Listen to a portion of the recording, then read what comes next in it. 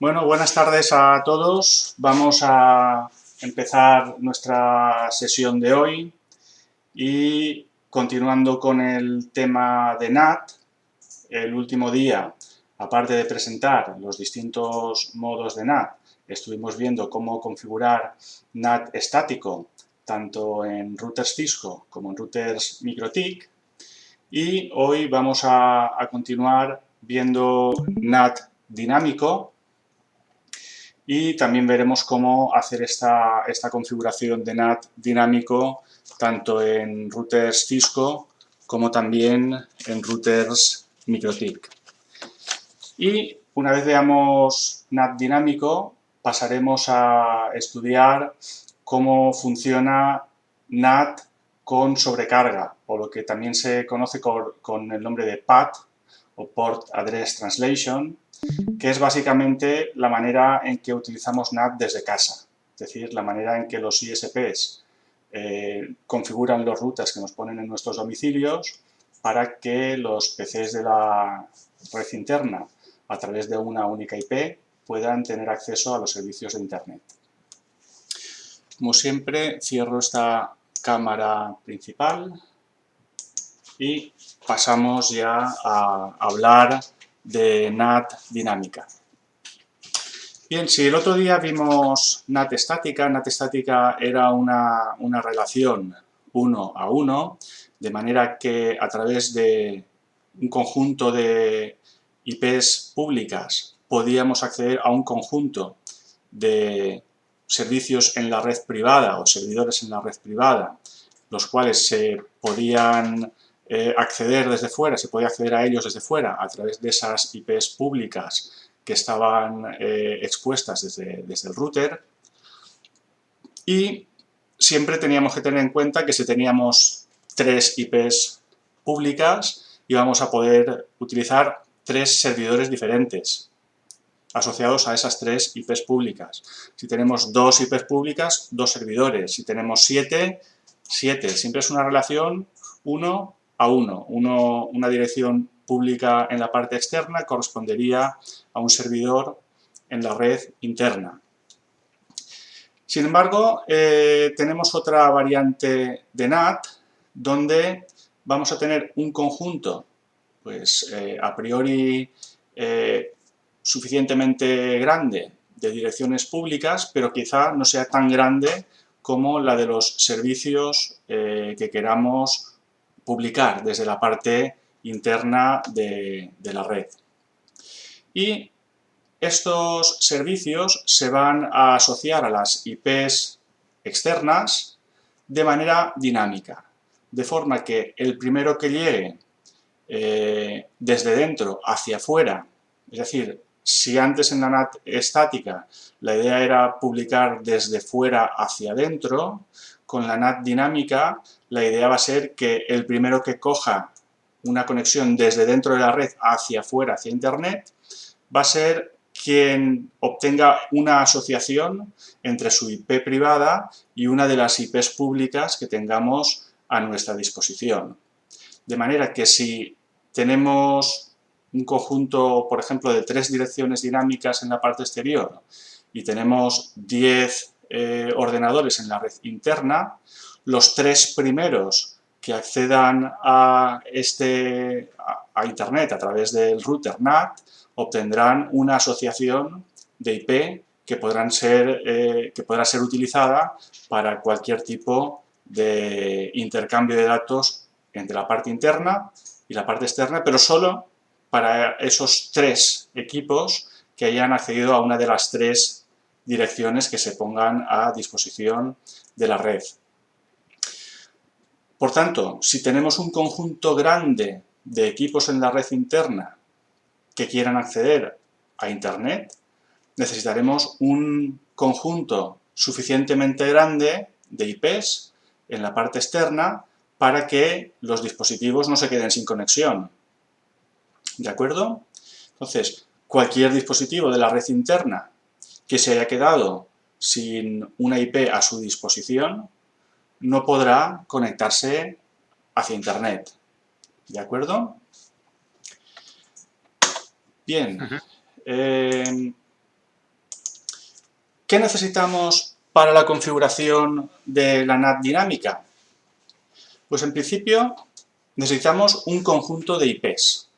Un conjunto de IPs públicas, un conjunto de IPs globales que se utilizarán para proporcionar esa conectividad hacia afuera, hacia la red Internet. Y ese conjunto de IPs públicas lo vamos a incorporar dentro de lo que se llama un pool de IPs. ¿De acuerdo? ¿Cómo creamos ese pool?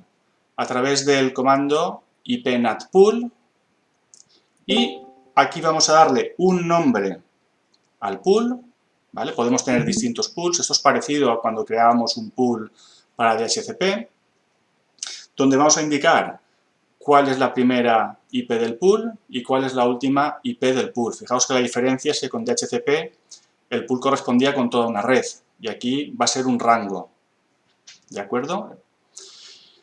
Además, vamos a tener que indicar cuál es la máscara de las IPs del pool y esa máscara la podemos indicar tanto en formato decimal, es decir, por ejemplo, 255.255.255.0, o podríamos indicar la máscara en formato CIDR a través de prefix length y pondríamos prefix length 24. ¿De acuerdo? Podemos ponerlo de cualquiera de las dos formas.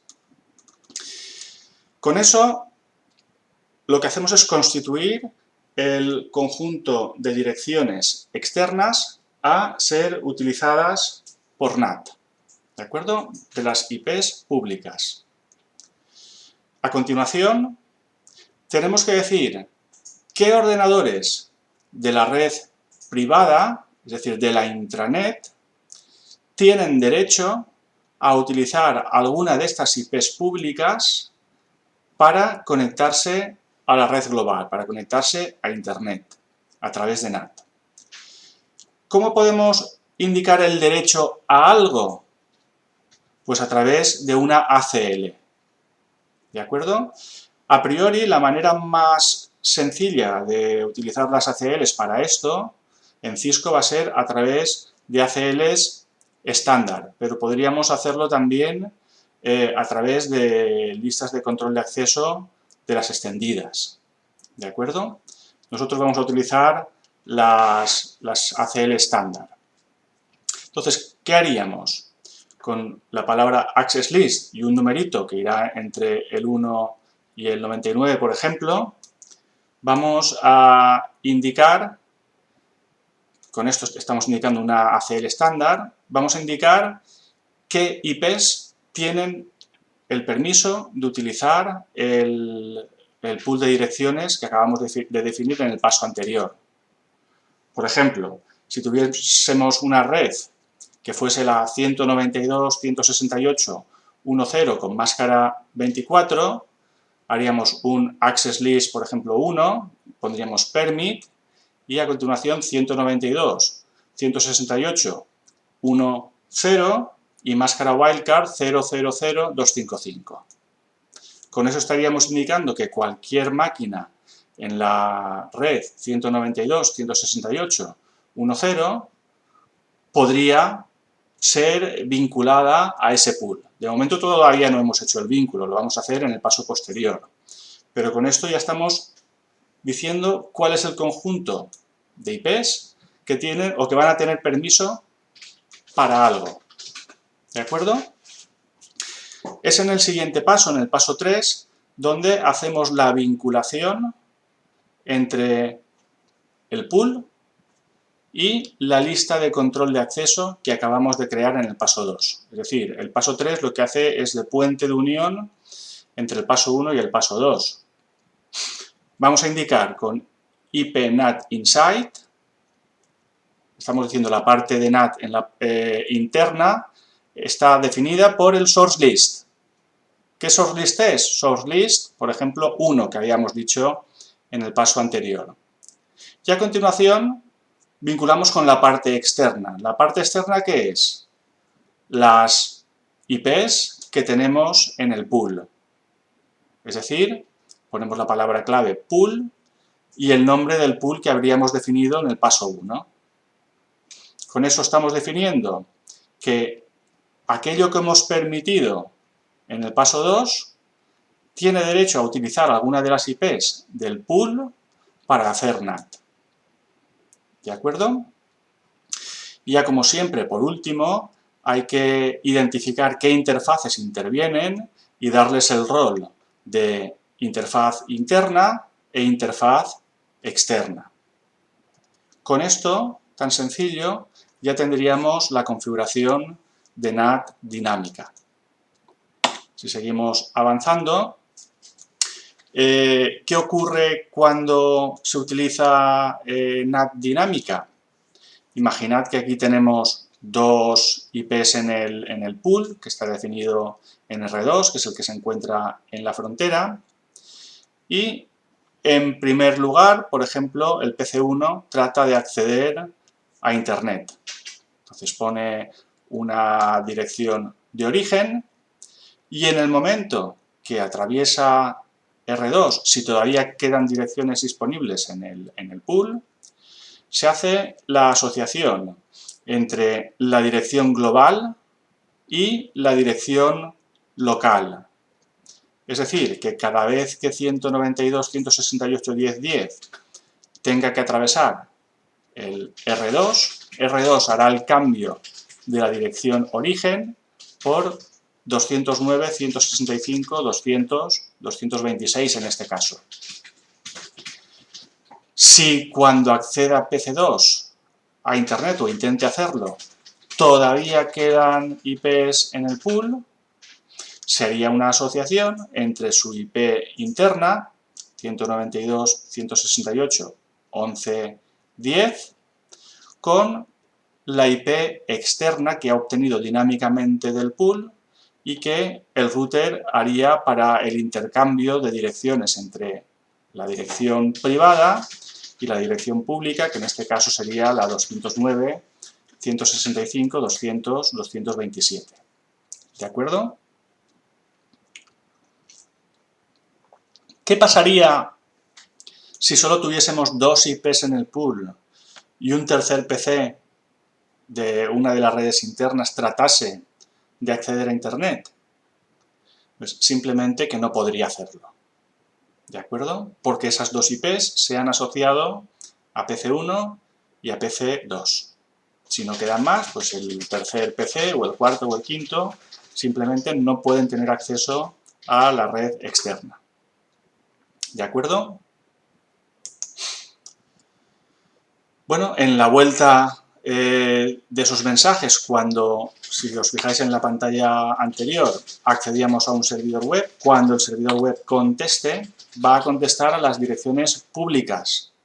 Cuando estos paquetes lleguen a R2, consultará su tabla NAT y verá que si la dirección de destino es la 209.165.200.226, que aquí por cierto está mal, debería poner DA en lugar de SA, entonces esa comunicación, ese paquete, se dirigirá a 192.168.10.10.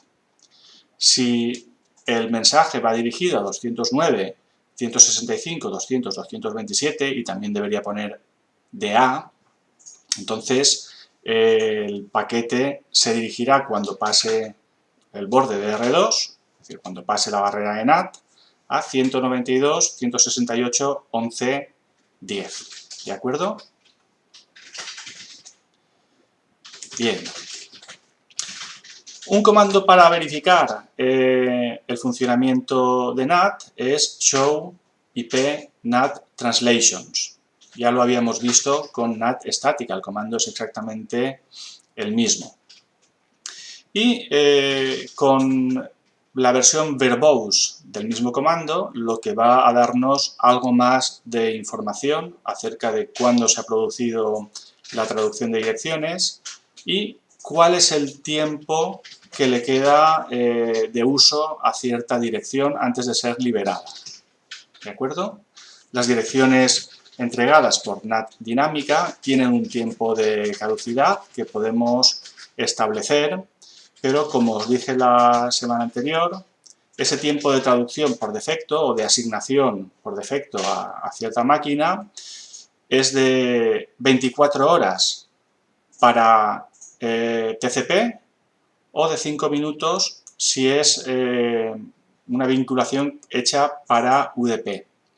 ¿De acuerdo? Aunque, insisto, que podemos hacer una configuración para establecer otros tiempos de concesión de la asociación.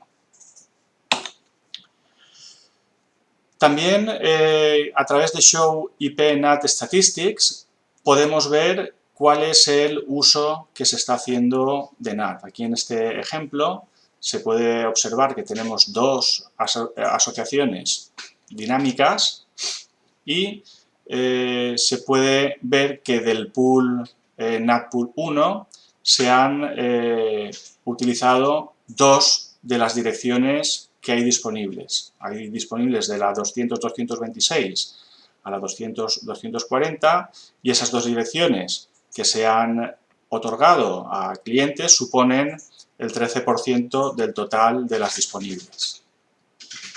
¿De acuerdo?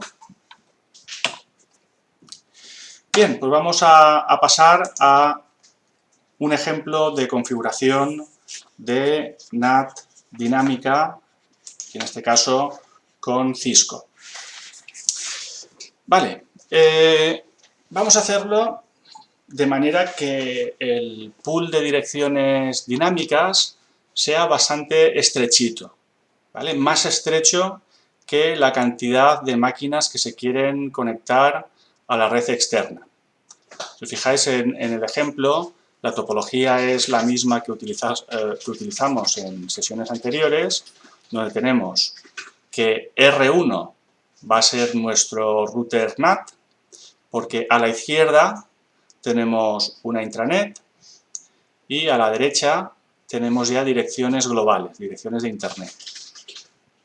Vamos a arrancar esto y vamos a esperar que todo funcione bien, que no nos dé ningún fallo, ninguna máquina virtual.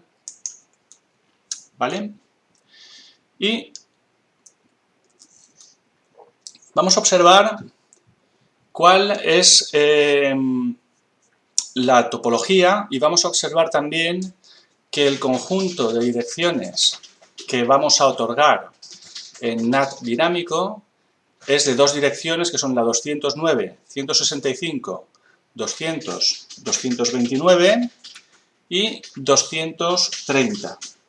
Y vamos a suponer que esas direcciones corresponden con una red que tiene máscara /30. Para dos direcciones solo nos hace falta una máscara /30.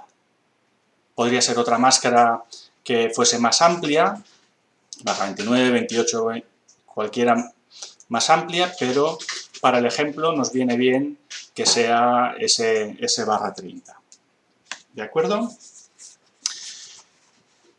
En primer lugar, y antes de abordar el tema de NAT, vamos a considerar que R1, que es este router que se encuentra en la frontera, necesitará en algún momento enviar mensajes hacia Internet, hacia el lado de Internet.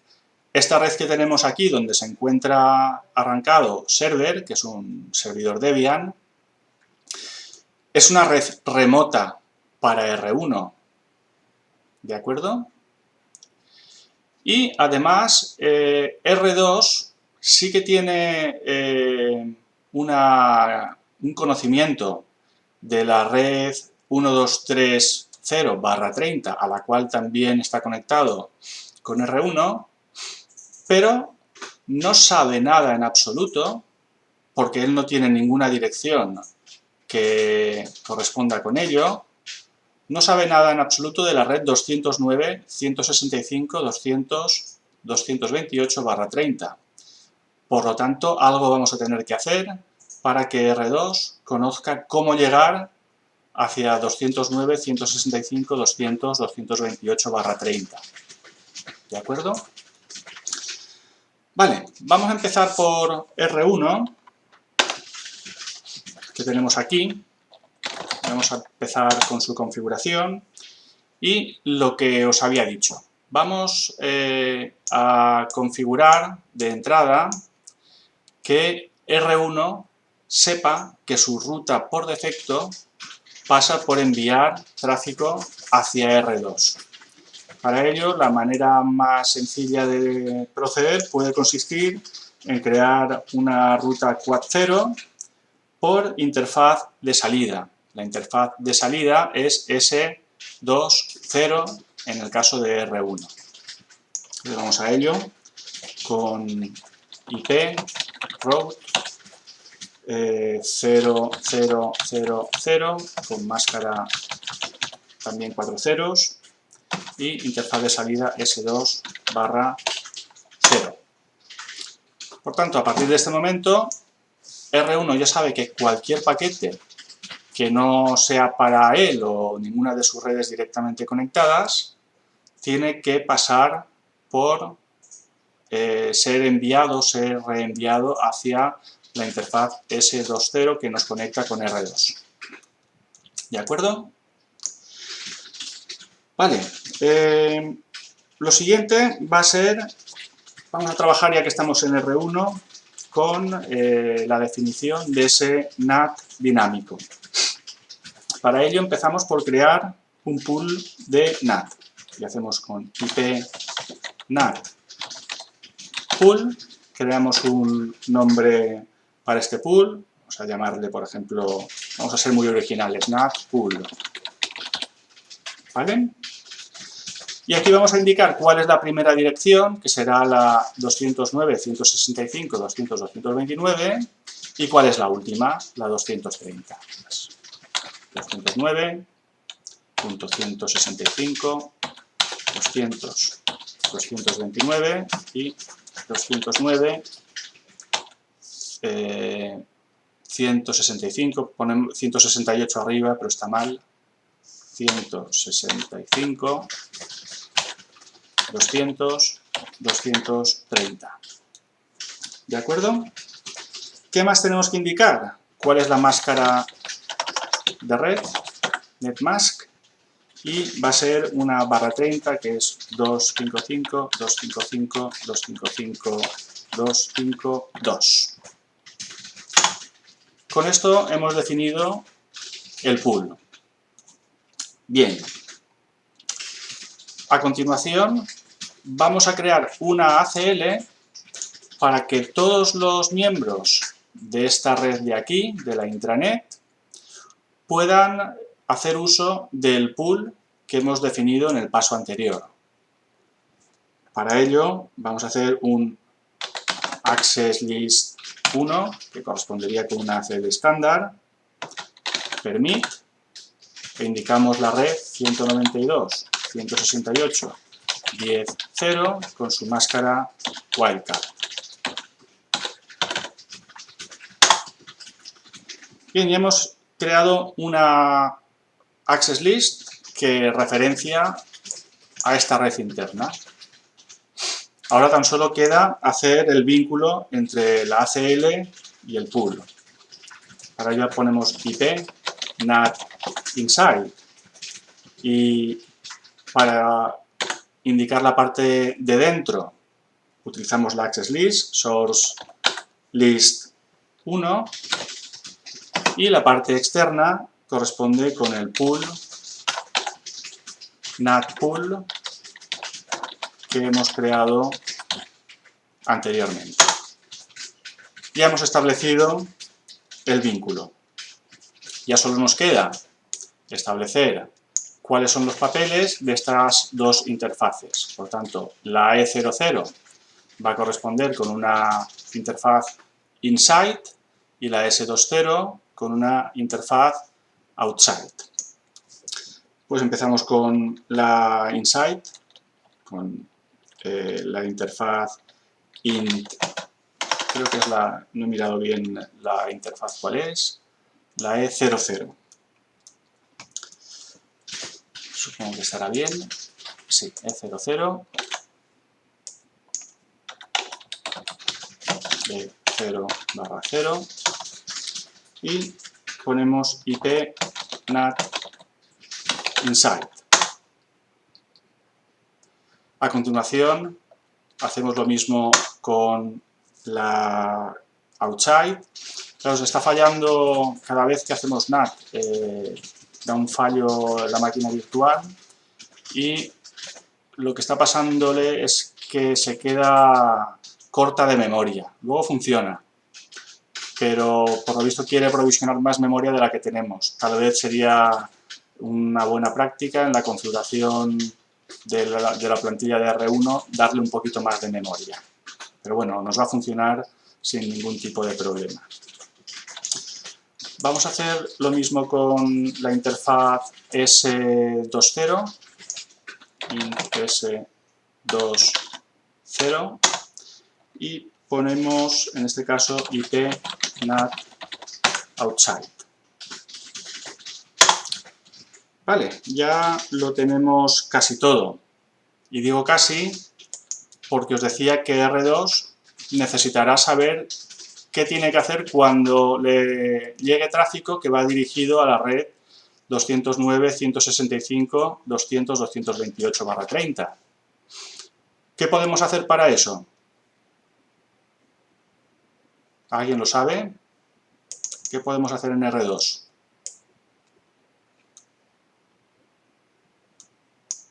¿Hay alguien? Sí, estamos aquí, pero estaba pensando... Bueno, os lo digo yo, es sencillamente lo que tendremos que hacer es crear una ruta estática. Si en R2 ponemos una ruta donde indiquemos que para llegar a 209.165, 200.228 se utilice la S20, ya lo tenemos. ¿De acuerdo? Ya lo tenemos.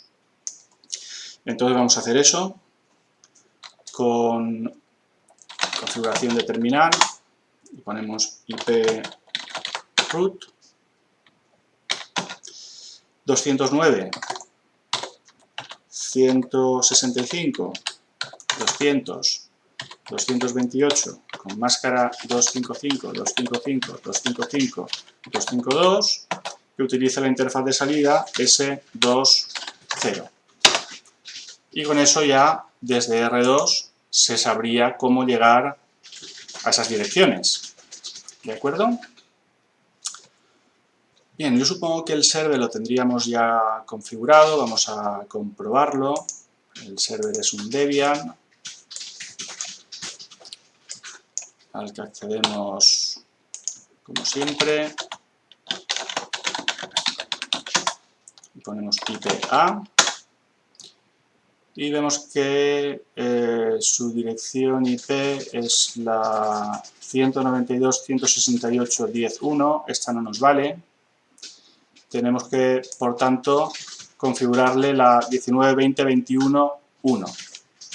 Vamos a hacerlo desde la edición de el archivo /etc network interfaces y habíamos dicho que esta va a ser la 19.20.21.1 y la puerta de enlace la 19.20.21.254.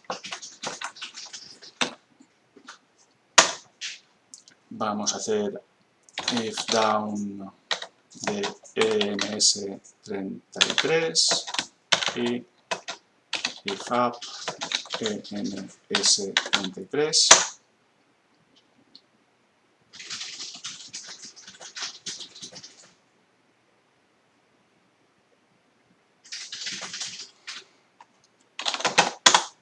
Vale, 19.20.21.1, vamos a intentar hacer un ping a la puerta de enlace, 19.20.21.254, vale, lo tenemos en la red, tenemos respuesta, eso ya lo tenemos hecho.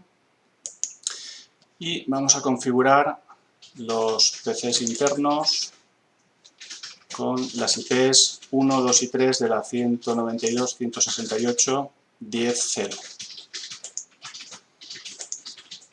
Vamos a aquí 192.168.10.1, aplicamos y salimos. Vamos al segundo Firefox y le ponemos la IP 192.168.10.2, aplicamos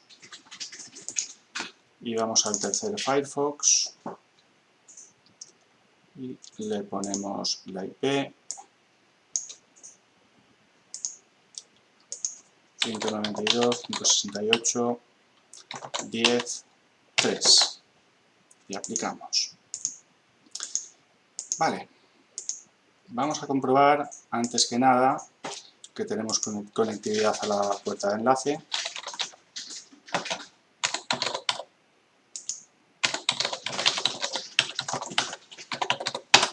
Aquí sí, y supongo que los demás también, pero lo vamos a comprobar por si acaso.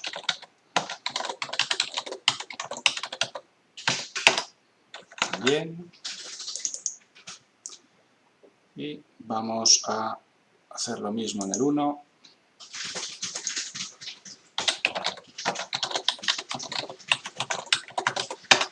Vale, están los tres perfectos.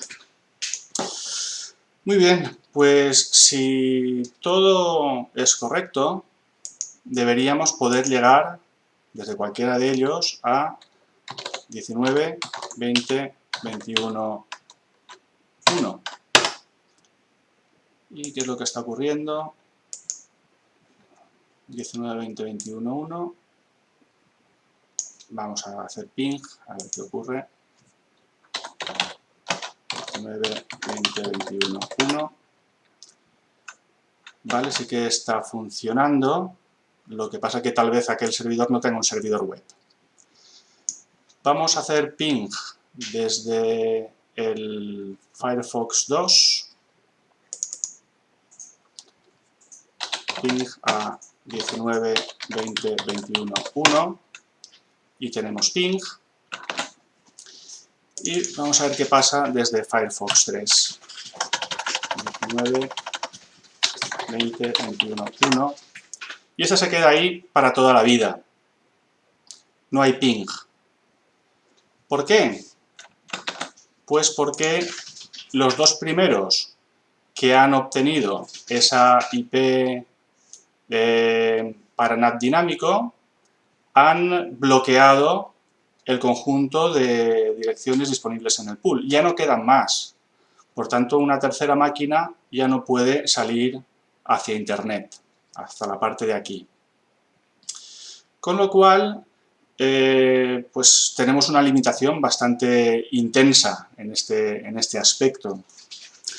Si vamos a R1 y hacemos un show IP NAT translations, vemos que tenemos ahora mismo una asignación a los PCs 10.1 y 10.2.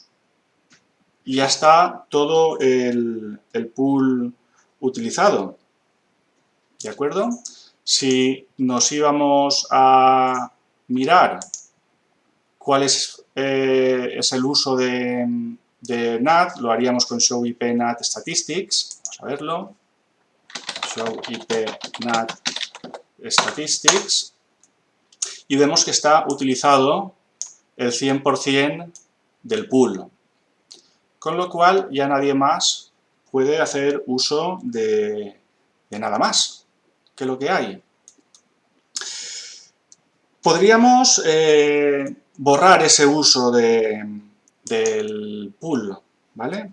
Podríamos hacer un clear IP NAT translation force. Y ahora, hecho esto, volvemos a tener todo a nuestra disposición. ¿De acuerdo? De forma que en el PC3 ahora ya podemos hacer ping. Si hacemos esto mismo en PC1, tenemos ping. Pero si nos vamos al PC2 y tratamos de hacer ping, este PC2 se queda sin recursos, con lo cual es incapaz de acceder a la red externa. ¿Entendido? Sí. Vale, podemos hacer algo para ajustar esos tiempos. Entonces, una de las cosas que podemos hacer en R1 para configurar los tiempos de NAT, podemos establecerlo a través de IP NAT Translation, y aquí tenemos una serie de timeouts que podríamos establecer.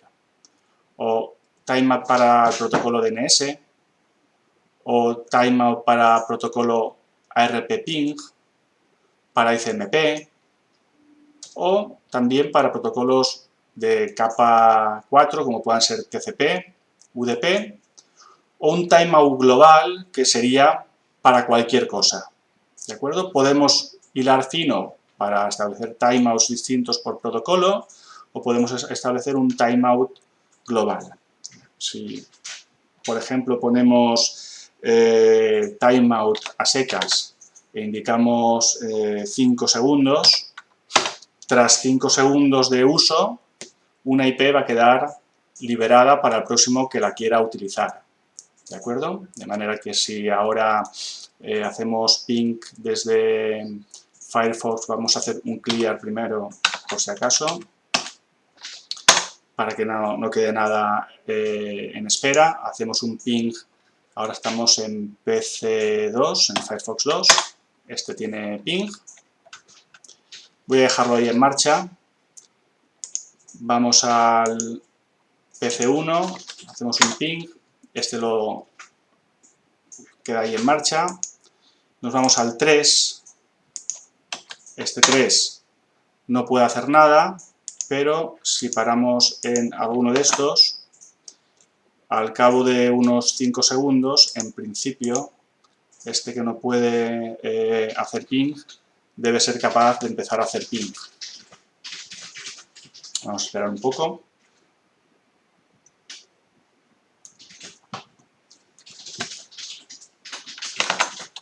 Vamos a volverlo a intentar.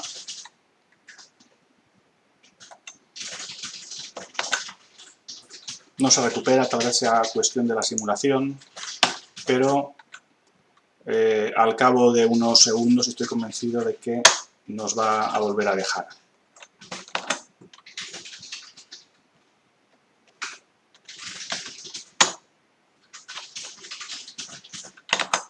Se resiste.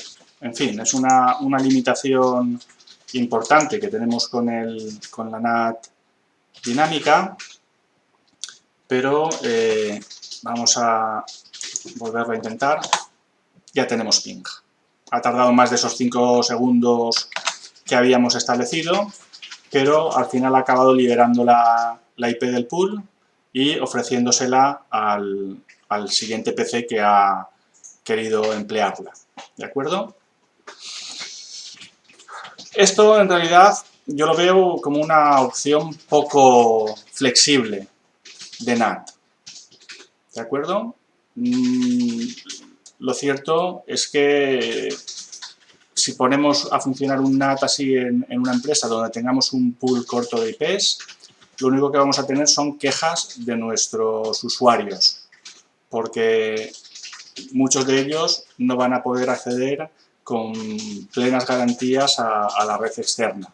Solo unos pocos van a tener acceso a esa redirección de IPs limitada por la cantidad de IPs que estén disponibles en el pool. ¿Alguna cuestión? ¿Está todo claro? Muy bien, pues vamos a pasar a otro ejemplo donde vamos a tratar de configurar algo parecido a la NAT dinámica, pero que en realidad no es exactamente lo mismo, en MikroTik. ¿De acuerdo? En realidad se va a crear un balanceador de cargas por source NAT que se parece, está a medio camino entre una NAT dinámica y un PAD, pero en realidad no es un PAD, es más bien una NAT dinámica, pero sin las limitaciones que nos impone Cisco con su versión de NAT dinámica. ¿De acuerdo? Para ello cierro este ejemplo y vamos a abrir el de NAT dinámica con MikroTik. Aquí lo tenemos. Esto lo vamos a ir cerrando. Esto fuera. Esto fuera. Y esto también fuera. Vale, esta es la red, básicamente es la misma que teníamos en el ejercicio anterior. Y vamos a dar unos segundos que todo esto se ponga en funcionamiento. Ups, ¿qué he hecho yo? Voy a darle a minimizar.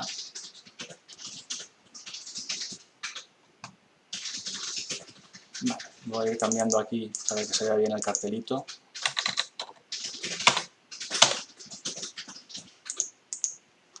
Vale, la red es con las mismas condiciones que teníamos antes. Tenemos una red interna que queremos que pueda salir hacia Internet por un conjunto de dos direcciones IP que son públicas y que en este caso vamos a tener que darlas de alta como IPs de la propia interfaz ETH2 del MikroTik, de la interfaz que esté en la cara externa. Es decir, esta interfaz va a tener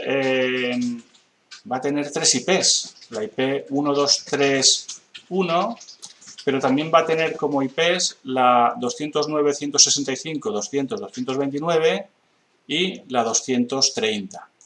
¿De acuerdo? Y cuando os digo, lo que vamos a hacer es crear lo que se llama un balanceador de cargas. Esto, el curso que viene, tal vez en seguridad y alta disponibilidad, será una de las cosas que veáis, lo que son los balanceadores de cargas. Entonces vamos a entrar en Winbox. Debe aparecer aquí el router, ahí lo tenemos, nos conectamos a él. Vale. Y vamos a ir paso a paso. Como en el caso anterior, en este router de aquí necesitamos crear una ruta por defecto para que todo el tráfico que tenga que ir hacia Internet, en este caso lo llevemos a la IP de siguiente salto, que va a ser la IP de R2 en su interfaz E01, es decir, la 123.2. ¿Vale? Yo ya lo tengo preparado dentro de las rutas. Sería esta ruta de aquí, que nos dice, es una ruta Quad 0, cuyo siguiente salto es el 123.2, que corresponde con la IP de R2. Vale. Lo siguiente que vamos a hacer es ponerle direcciones IP al MikroTik. Ya tenemos las dos principales, es decir, la 1231 en su cara externa, la 192.168.10.254 en su cara interna, una con /30, otra con /24, pero habíamos dicho que las dos interfaces, que las dos IPs que queremos de ese supuesto pool, las tenemos que asignar también a la interfaz que está en el lado externo. Yo las tengo aquí preparadas también. Y simplemente las activamos. Observad cómo Ether2 tiene 3 IPs. La 1231/30, la 209.165.200.229/30 y la 209.165.200.230/30. ¿Vale? Todas en ETH2. Antes de continuar con el balanceador, vamos a crear también una ruta en R2 para que todo el tráfico dirigido a la 209, 165, 200, 228 vaya al siguiente salto, que es la 1, 2, 3, 1. ¿Vale? Vamos a hacer esto en R2, que sigue siendo un Cisco. Como aquí no se hace NAT en R2, nos da lo mismo que sea un Cisco, que sea cualquier otra cosa. Configuración de terminal y ponemos la ruta correspondiente, IP root a la 209, 165, 200, 228 con máscara 255, 255, 255, 252 a través de la interfaz 1.2.3.1. ¿Vale? Ya sabe R2 qué es lo que tiene que hacer cuando llegue cierto tráfico dirigido hacia esta red, a la 209, 165, 200, 228, lo envía directamente a 123.1. Vale. Vamos al balanceador de cargas. Vamos al MikroTik. Y esto lo vamos a hacer desde el apartado IP y Firewall. Dentro de IP Firewall tenemos la pestaña NAT, donde vamos a crear reglas para este protocolo. En concreto, como tenemos dos direcciones públicas que van a servir para hacer ese balanceo de cargas, vamos a hacer dos reglas NAT para este balanceador, ¿vale? Si tuviésemos tres públicas, haríamos tres reglas. Si tuviésemos cuatro reglas. Vamos a hacer tantas reglas como direcciones públicas tengamos para ser utilizadas. Entonces, vamos a ver la primera de las reglas y vemos que de entrada estamos diciendo que el protocolo, que la cadena más que el protocolo va a ser source NAT. ¿Vale? Dentro de los firewalls tenemos lo que se llaman cadenas. La que vamos a emplear ahora es la cadena source NAT o NAT desde el origen, ¿vale? Desde dentro hacia afuera. Indicamos cuál es la interfaz externa, a través de qué interfaz queremos salir, a través de Ether2, que es la que tenemos hacia la parte exterior. En la acción vamos a indicar que es source NAT y vamos a mapear con una de las dos direcciones IP. Empezamos, por ejemplo, por la 229, 209, 165, 200, 229, ¿vale? Y en el apartado avanzado es donde creamos el balanceador.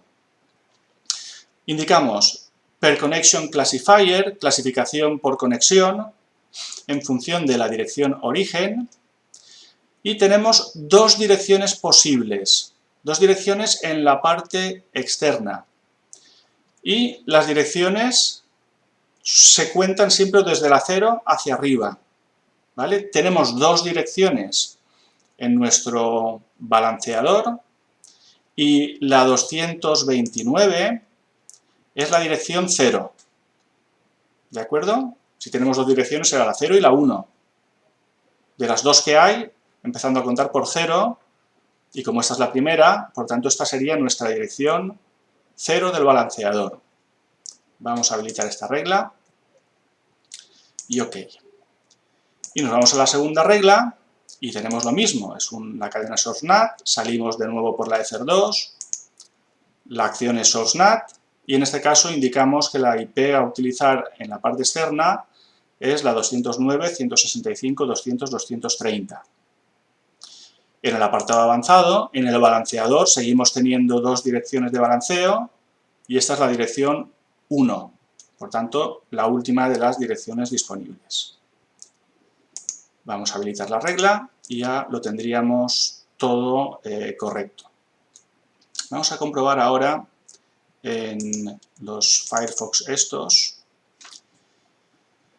¿Qué ocurre cuando configuramos las IPs correspondientes? 192.168.10.1, aplicamos, cerramos esto y ya directamente, no sé si le he puesto IP al Debian, voy a comprobarlo antes de nada.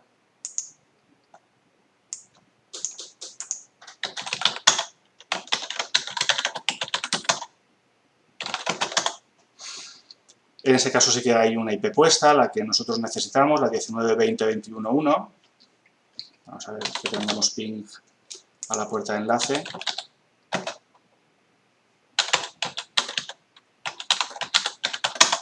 Vale, tenemos ping a la puerta de enlace, por lo tanto el Debian está configurado.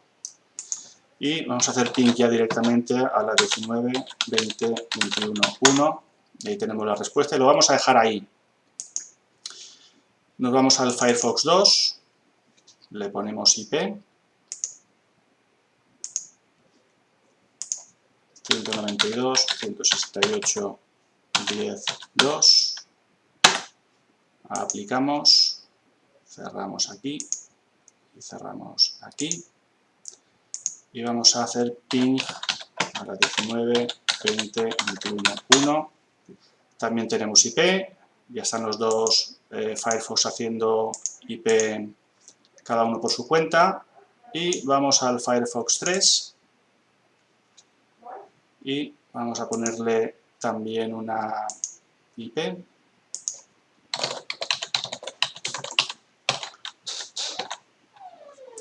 Aplicamos, salimos y ping 19.20.21.1. Y tachán, tenemos ping desde los tres a la vez. Tenemos dos IPs en la NAT dinámica, pero ninguno de ellos se está quejando en absoluto para acceder a la red externa, independientemente de que tengamos dos IPs o una. Cada vez que haga falta una de las dos, el balanceador va a actuar y va a proporcionar conectividad sin bloquear a nadie en la red interna. ¿De acuerdo? Insisto en que no es exactamente el mismo concepto de NAT dinámica que se utiliza en Cisco. A mi entender, esta es mucho más práctica, mucho más versátil y nos va a proporcionar un mejor rendimiento de la red y nos va sobre todo a eliminar muchas quejas de los usuarios. ¿De acuerdo? ¿Alguna cuestión?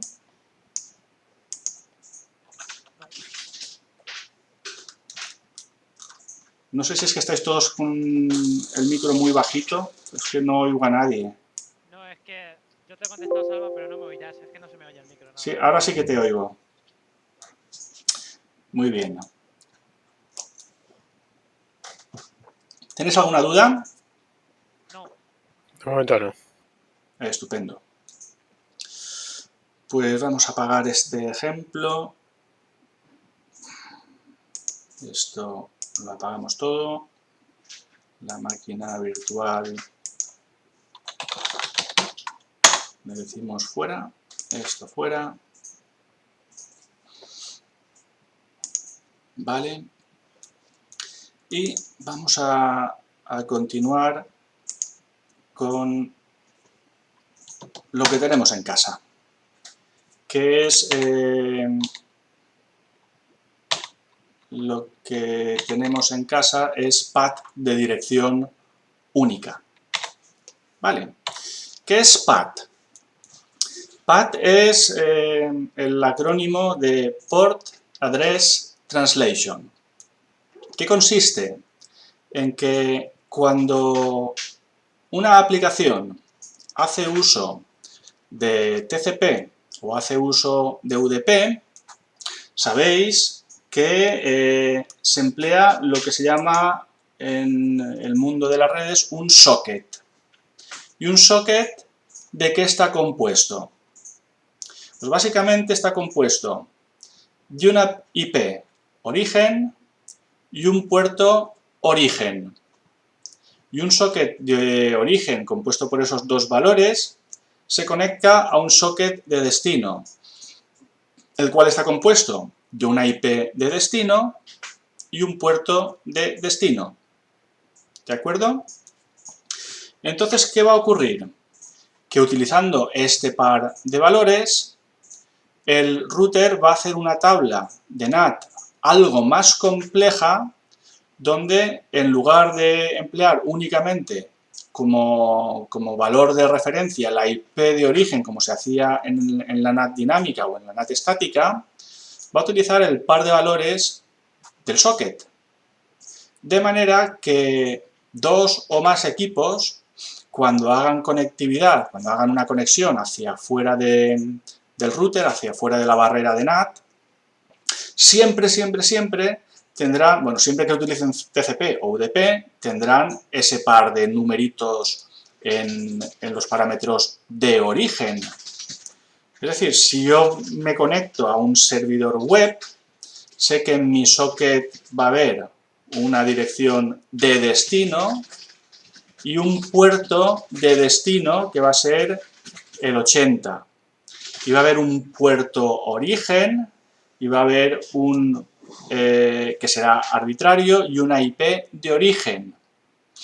Con ese puerto origen y esa IP de origen, que van a quedar anotados en la tabla de NAT más la dirección de destino y puerto de destino, el router va a poder hacer esa traducción de direcciones de manera que cuando venga un paquete de vuelta, mirará, este paquete viene a mi dirección pública, pero tiene como puerto de destino cierto puerto que yo me he anotado, por ejemplo, el 3333, que correspondía con una petición que había hecho, por ejemplo, 192.168.1.1, con puerto de origen, por ejemplo, 50.001. De manera que, haciendo ese mapeo, y como va a haber un conjunto arbitrariamente grande de puertos de origen que se van a poder utilizar y que el router va a poder mapear con peticiones hechas desde el interior hacia el exterior, podemos hacer que un conjunto de clientes sean capaces de acceder hacia afuera de manera para ellos transparente, a costa que el router está haciendo esos cambios y esas anotaciones en su tabla de NAT. ¿De acuerdo? Fijaos que pasa una cosa, que puertos, hay un rango de puertos disponible de entre los puertos dinámicos. Si todos estuviesen activos en un momento dado, el router no podría continuar haciendo NAT.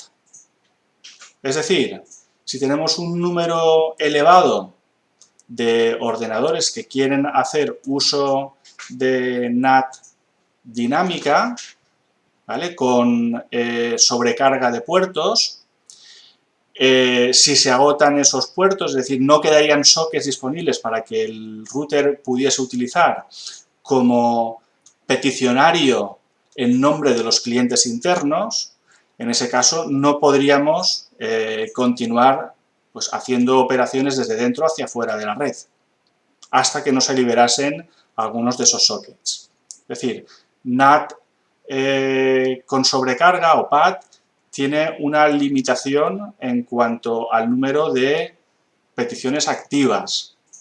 Se calcula que más de 1.000, 1.200 conexiones concurrentes ya empiezan a suponer más que conexiones, clientes concurrentes que pueden estar estableciendo más de una conexión a la vez, ya puede empezar a ser un cuello de botella para PAD con dirección única. ¿Vale? ¿Está claro cuál es el concepto? Vale.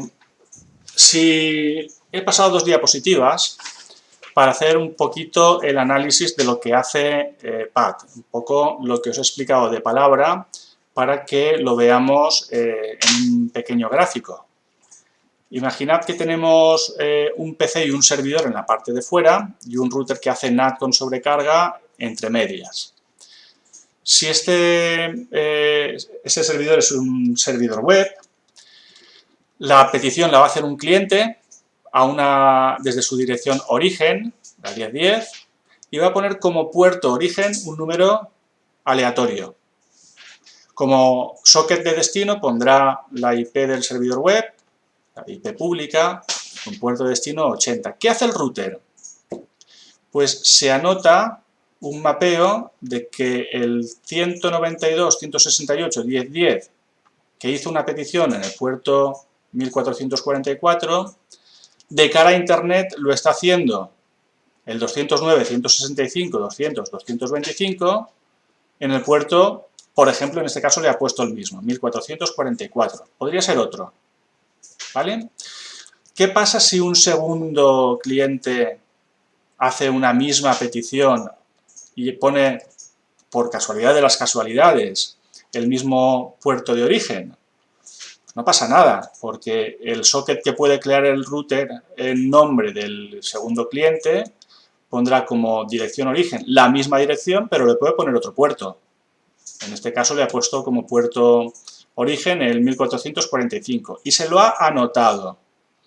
De manera que cuando vuelva una respuesta al puerto 1445, el router sabe que le tiene que devolver el mensaje al segundo cliente.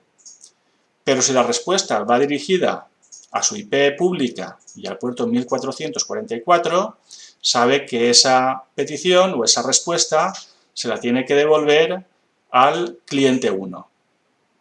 ¿De acuerdo? ¿Está entendido? Sí, ¿verdad? Sí.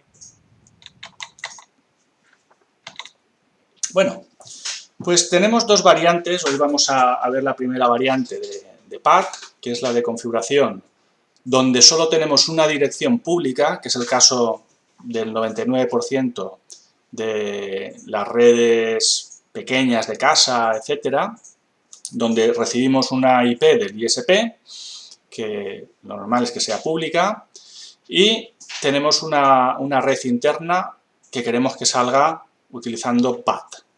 Vale, la forma de hacerlo es parecido a lo que hemos hecho con NAT dinámica. Vamos a crear una ACL, en este caso no hace falta hacer un pool porque solo tenemos una dirección, por tanto vamos a hacer una vinculación de la red interna con esa dirección a través de la interfaz de salida, pero empezaríamos creando una access list indicando cuáles son las direcciones que tienen permiso de hacer uso de NAT, ¿vale? Con sobrecarga. Lo mismo de antes, una access list, a priori la hacemos estándar porque es más sencillo, lo indicamos con un permit, cuál es la red que va a tener ese permiso con su wildcard.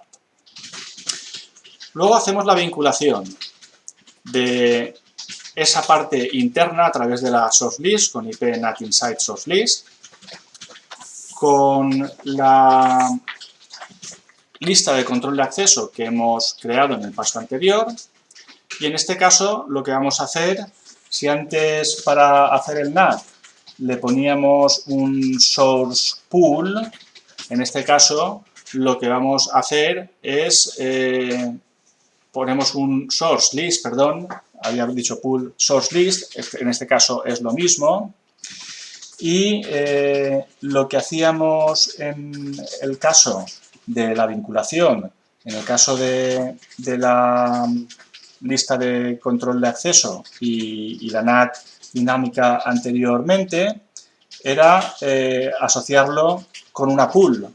En este caso, en lugar de asociarlo con una pool, lo que hacemos es asociarlo con una interface que va a ser la interfaz de salida.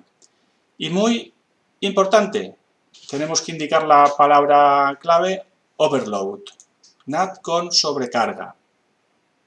El resto es lo mismo, IP NAT inside, IPNAT outside para los roles distintos que van a tener las interfaces interna y externa. ¿De acuerdo? Vale, vamos a ver esto en Cisco cómo se implementa. Vamos a abrir un ejemplito. Esto lo tenemos por aquí. Lo ponemos en marcha. Y fijémonos que en este caso solo hay una IP pública, que va a ser la IP del router, la 123.1. ¿De acuerdo? Con lo cual, pues ahora para R2 no va a hacer falta crear ningún tipo de ruta estática hacia adentro, ya que R2 solo va a conocer de esta red lo que R1 le muestra, que es su IP pública. NAT nos hace una barrera que hará invisible absolutamente para la gente que se encuentra fuera de esa barrera todo lo que hay detrás del NAT. ¿Vale? Por tanto, para R2 no va a hacer falta, para esta topología, ningún tipo de ruta ni nada que se le parezca. ¿Vale? Con las rutas que él obtiene simplemente por levantar las interfaces va a ser más que suficiente. En el caso de R1 sí que tenemos una red y tenemos una red remota, con lo cual sí que es absolutamente necesario crear una ruta por defecto, que vamos a hacerlo ya. La hacemos también, como antes, por interfaz de salida, con IP route 0000 y es la interfaz S2/0. Vale. Has puesto 2, ¿eh? Ups, S2.0. Y esta la quitamos. Gracias. Bien, lo siguiente es configurar NAT con sobrecarga. Empezamos por la Access List. Access List 1. Permit la 192.168.10.0 con máscara wildcard 0.0.0.255. Vale. Lo siguiente va a ser hacer el vínculo entre la red definida por la ACL y la interfaz de salida. Para ello, lo que hacemos es IP NAT inside source, la lista de control de acceso 1, ¿vale? Y la vinculamos con la interfaz. Fijaos que si yo pongo un interrogante, me da posibilidades de hacer por una interfaz o por un pool. En este caso solo tenemos una dirección, por tanto no va a ser un pool, va a ser una interfaz. Interface. Y la interfaz de salida es la S2/0. ¿Vale? Nos queda indicar los roles de las interfaces. Para eso nos vamos a la int y era la E00.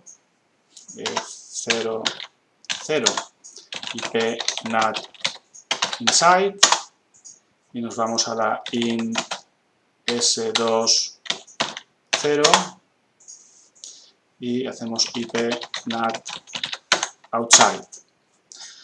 Ya lo tendríamos todo configurado, a excepción de comprobar que el server tenga IP.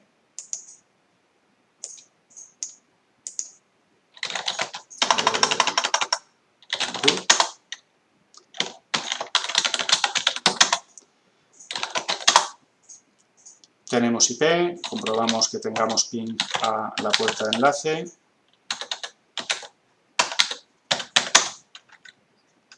No tenemos ping a la puerta de enlace. Vamos a ver si en R2 no tenemos la interfaz correctamente configurada.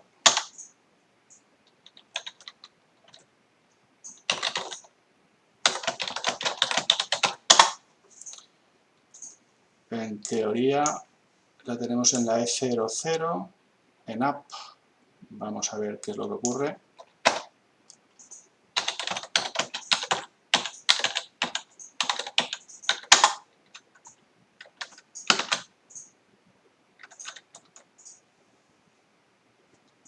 Sí que es extraño porque están en la misma red y no hay nada que se les interponga.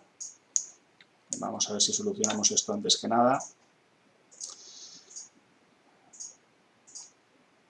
Esta es la E00, comprobemos que no haya conectado ninguna otra. Es la E00.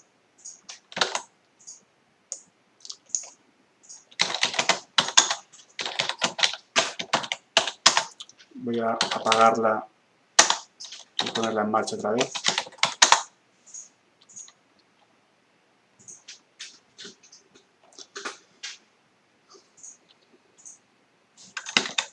Y vamos a probar el ping otra vez.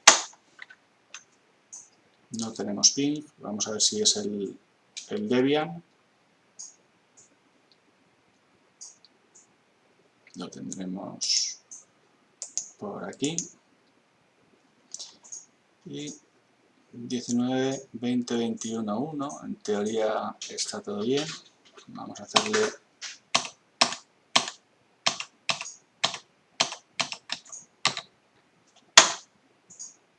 apagar la interfaz y volverla a poner.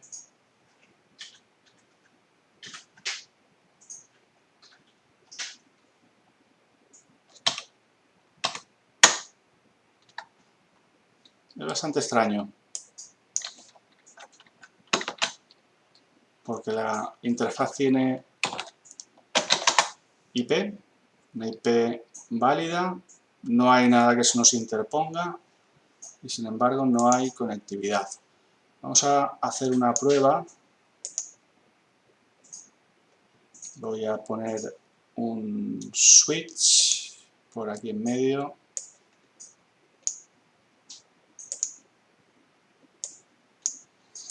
Vamos a quitar esta conexión.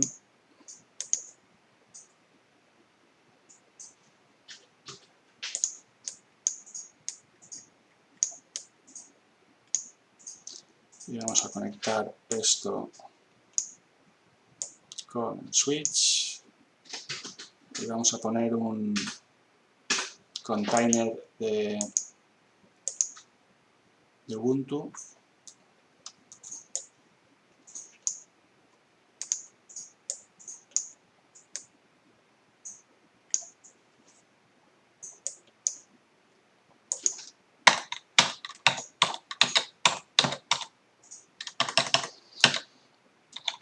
La última línea no hace falta descomentarla, porque solo hace referencia al servidor de nombres. 19, 20, 21, vamos a ponerle 2. Y 19, 20, 21, 2, 5, 4. Vamos a conectarlo aquí y pongámoslo ya en marcha.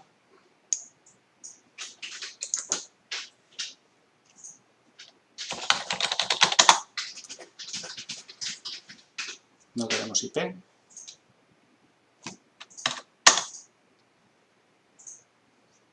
Vamos a reiniciarlo por si acaso.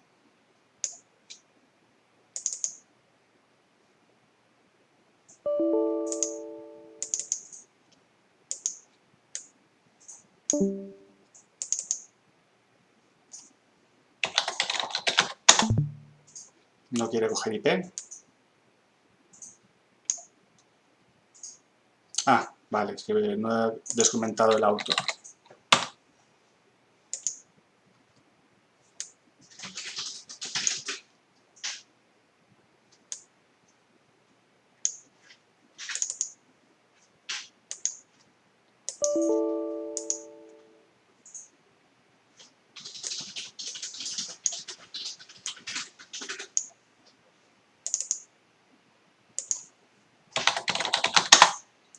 Vale, a ver si ahora tenemos suerte.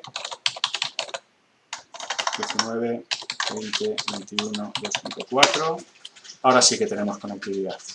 Algo le pasaba a este Debian que no quería conectar. Incluso vamos a conectarlo al switch por si y volvemos a probar, pero algo se ha corrompido en la en la máquina virtual. Está dando también un error del link.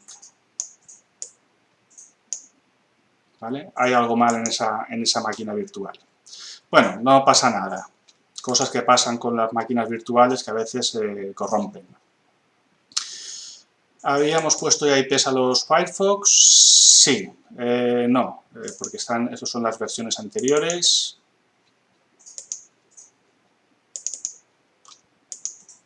Y vamos a arrancar estos Firefox. Ahora sí, le ponemos IP.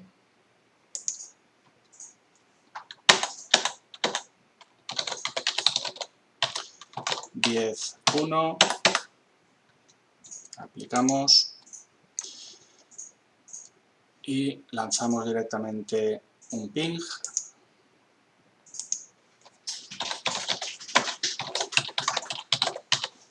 Era el 2 y ahí tenemos respuesta del Docker. Vamos a dejarlo ahí en marcha. En el Firefox 2 hacemos lo mismo. Ponemos una IP.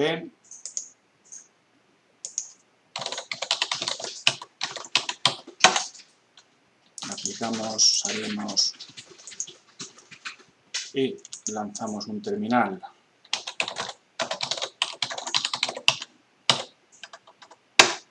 También tenemos respuesta y lo ideal sería que desde Firefox 3 pudiésemos tener respuesta sin que se parase nada, igual que ocurría con el MikroTik anteriormente. Vamos a Network.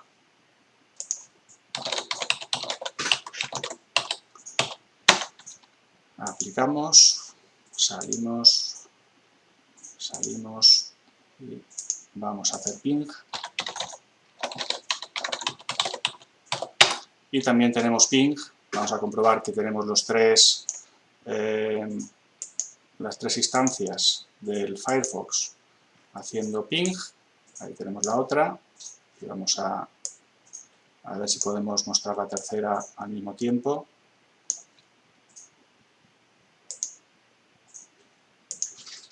Esta es una de las que había. Y este de aquí. Están las tres haciendo ping al mismo tiempo, sin ningún tipo de limitación como teníamos antes con NAT dinámica. Si nos vamos al router, vamos al R, no tenemos abierto, sí, R2, no, R1, vamos a R1, Z y hacemos un show IP NAT translations y vemos que está traduciendo las tres IPs, la del 10.1, la del 10.2 y la del 10.3 simultáneamente. Con lo cual, el problema del NAT dinámico que teníamos en la versión anterior que hemos configurado, pues de esta manera lo tenemos resuelto. ¿Alguna cuestión? No. Está todo claro, ¿verdad? Esta es bastante sencilla de configurar. En realidad todas son sencillas. Lo que pasa es que esta es práctica. Esta sí que nos la vamos a encontrar configurada con bastante frecuencia.